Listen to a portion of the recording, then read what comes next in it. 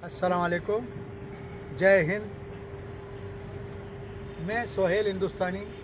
India Islamic centre का जो 11 अगस्त को चुनाव हो रहा है, इसमें प्रेसिडेंट अध्यक्ष के लिए खड़ा हूँ। इसमें और 7 लोग भी हैं। एक हमारे सलमान खुर्शीद साहब हैं, जो पहले विदेश मंत्री रहे हैं। एक बार वो चुनाव हार भी चुके हैं इंडिया इस्लामिक सेंटर का। और इसमें 6 लोग और हैं। एक जाने माने डॉक्टर हैं, मजीद भाई, और एक हैं अबरार साहब जो IRS अधिकारी थे। एक अमानतुल्लाह साहब हैं, वो IS थे, सीनियर रिटायर्ड सेक्रेटरी भारत सरकार। ऐसे 3 और बिजनेसमैन लड़ रहे हैं, और भी लोग लड़ रहे हैं इसमें। हबीबी साहब हैं, और एक उसमें वसीम साहब हैं। ये सब लोग चुनाव लड़ रहे हैं। ये चुनाव हर 5 साल में होता है, लेकिन इस बार 6 साल में हो रहा है लगभग। इस्लामिक सेंटर लोधी रोड पे दिल्ली में एक जगह है, बहुत प्यारी जगह, लोधी गार्डन के जस्ट बराबर में है। इसको 1980 के आसपास इंदिरा जी ने ज़मीन अलाट करी थी मुसलमानों के, यह एक इस्लामिक कल्चर सेंटर बनाने के लिए। नाम इसका इस्लामिक सेंटर है। ये हिंदू मुसलमान सारे धर्मों का जो हमारे देश में रहते हैं, उनका सबका भी एक मिलन स्तर है कि उनके अंदर मिले आपस में, लोग बैठे गुफ्तगू करें, जो अच्छे विचार आए उसको आगे बढ़ाएं, देश को कैसे आगे बढ़े, समाज कैसे आगे बढ़े। लेकिन इसकी रफ्तार इसकी बनने की रफ्तार धीरे रही। अटल जी की जब सरकार आई 96 में, उसके बाद इसने गति पकड़ी 13 दिन। फिर जब 98 में 99, उस टाइम इसका फिनिशिंग का काम हुआ। सिराजुद्दीन कुरैशी साहब इसके अध्यक्ष रहे। लोगों ने चुना समाज के अंदर। इन्होंने उसके लिए 50 लाख रुपए दिए अपनी जेब से, और 5 करोड़ रुपए का लोन बॉम्बे मर्केंटाइल बैंक से इसका लोन पास कराया। और ये स्ट्रक्चर बन के लोगों की नज़र में आया। चुनाव जब होते थे इस्लामिक सेंटर के, पहले लोकसभा चुनाव से पहले दिसंबर जनवरी में हो जाते थे। ये पहली बार कोर्ट कचहरी में जाने के बाद लोकसभा इलेक्शन के बाद हो रहे हैं। 10 साल बाद कांग्रेस की हुकूमत रही। सलमान खुर्शीद जितने बड़े नेता हैं, उन्होंने कुछ नहीं किया। कुछ चुनाव भी लड़े सेंटर से, उसके बाद वो मंत्री बन गए, विदेश मंत्री और समाज कल्याण मंत्री और अल्पसंख्यक मंत्री। कुछ भी इन्होंने सेंटर के लिए बिल्कुल देखा भी नहीं पलट के, और कुछ भी काम नहीं किया।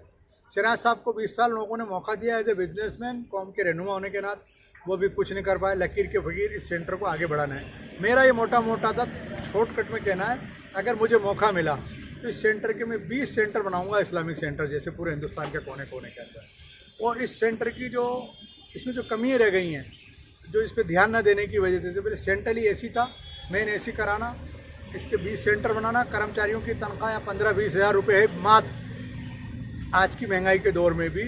और इतने टाइम से इतने स्मार्ट कर्मचारी हैं, उनकी तनख्वाह डबल करूँगा। जो नमाज़ पढ़ाते हैं इमाम साहब, उसकी तनख्वाह 5 गुना।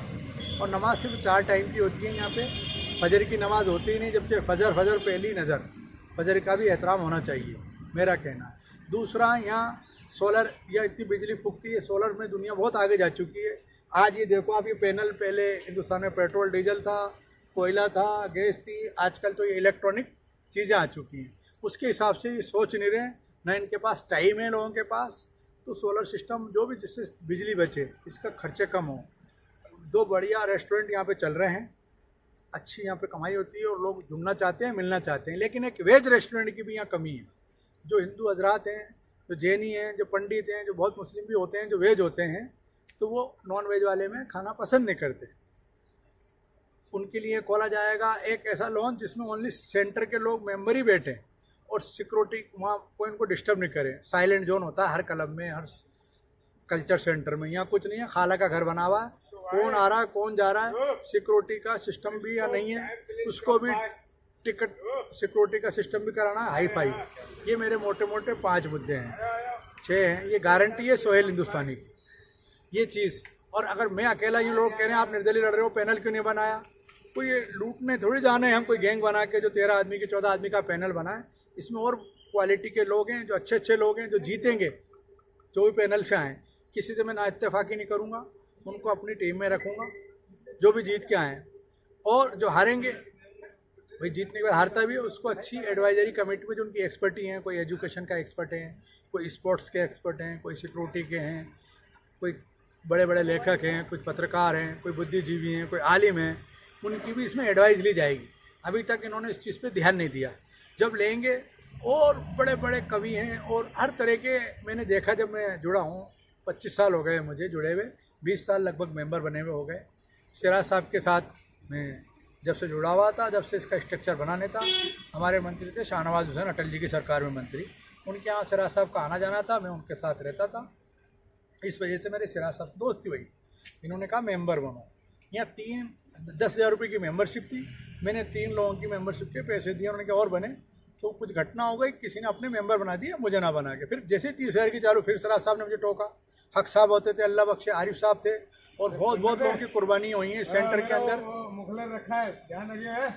तो इसमें कुर्बानी हुई है, उनको भी याद करना है, उनके भी विचारों को आगे लेके जाना है। सिर्फ इसमें एक सिराज साहब का ही रोल नहीं है, बहुत लोगों ने इसमें टाइम दिया है। जो आज की टीम जो लड़ रही है चुनाव, इसमें बहुत अच्छे लोग हैं। इनकी अच्छाइयों को आगे ले जाना। मुझे ना किसी की बुराई करूँगा, ना बुराई सुनूंगा। पीछे किसने क्या गलत करा, हमें उस पीछे की तरफ नहीं देखना, हमें आगे की तरफ बढ़ना है। हमारा टारगेट आगे बढ़ना है, सेंटर को बुलंदियों पर ले जाना है, ऊंचाई पर ले जाना है। इसका देश का नाम कैसे रोशन है, देश आज कहाँ तक पहुँच गया, सरकार इतने अच्छे काम कर रही है आज मोदी जी की। उस जो स्कीमों को, जैसे सलमान साहब ने एक बयान में बोला अलीगढ़ में कि वो कांग्रेस के बड़े नेता हैं, कुछ कोरे नेता का विरोध, पॉलिटिकल आदमी नहीं है।